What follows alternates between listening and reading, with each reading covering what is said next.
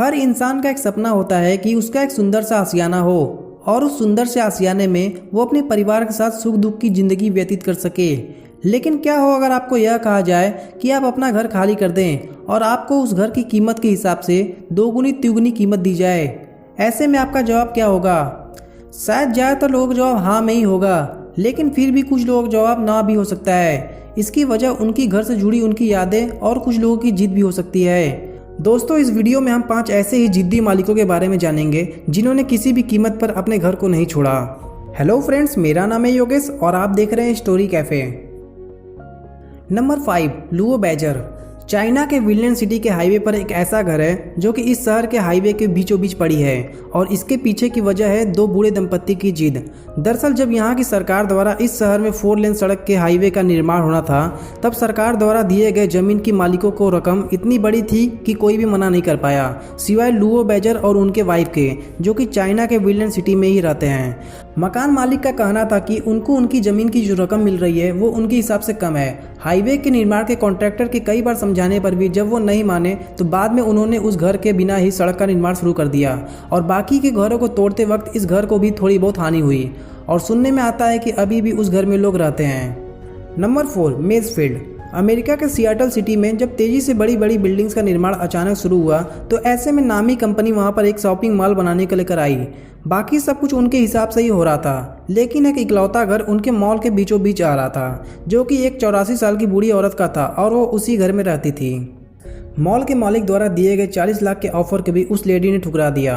काफ़ी समझाने के बाद भी जब वह बूढ़ी औरत नहीं मानी तो मॉल के मालिक ने उस घर को तोड़े बिना ही अपने मॉल का निर्माण शुरू कर दिया।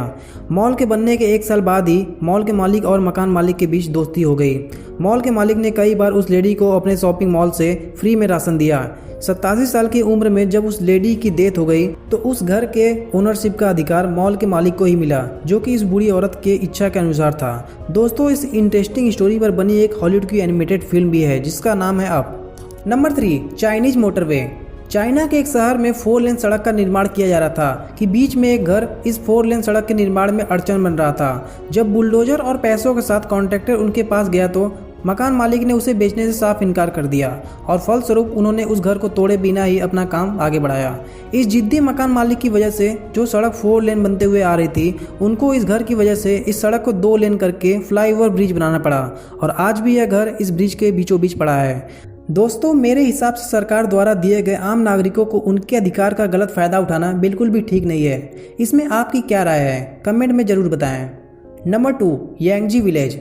चाइना की ईसाई एरिया में एक ऐसा घर है जिसे देखने पर मानो ऐसा लगता है यहाँ पर कोई बम धमाका हुआ था। इस घर में रहने वाले मिस्त्री यांग और उनकी पत्नी, जिनका कहना है कि उनको उनकी घर की कीमत से काफ़ी कम पैसा मिल रहा है, जो कि उनके बाकी के जीवन व्यतीत करने के लिए बिल्कुल भी सही नहीं है और इसी वजह से वो इस घर को नहीं छोड़ सकते हैं। वहाँ के सरकार द्वारा 2 साल समझाने के बाद भी जब वो तैयार नहीं हुए तो बिल्डर ने अपना काम शुरू किया और उस घर के चारों तरफ खुदाई कर डाली, जिसकी वजह से उस घर में पानी और बिजली की आपूर्ति ठप पड़ गई। इस सबसे परेशान होकर मकान मालिक वहां से चले गए और कुछ सालों बाद वापस आकर उसी घर में रहने लगे और रोशनी के लिए कैंडल जलाकर और पानी के लिए 1 किलोमीटर दूर नदी से पानी भरकर लाते थे।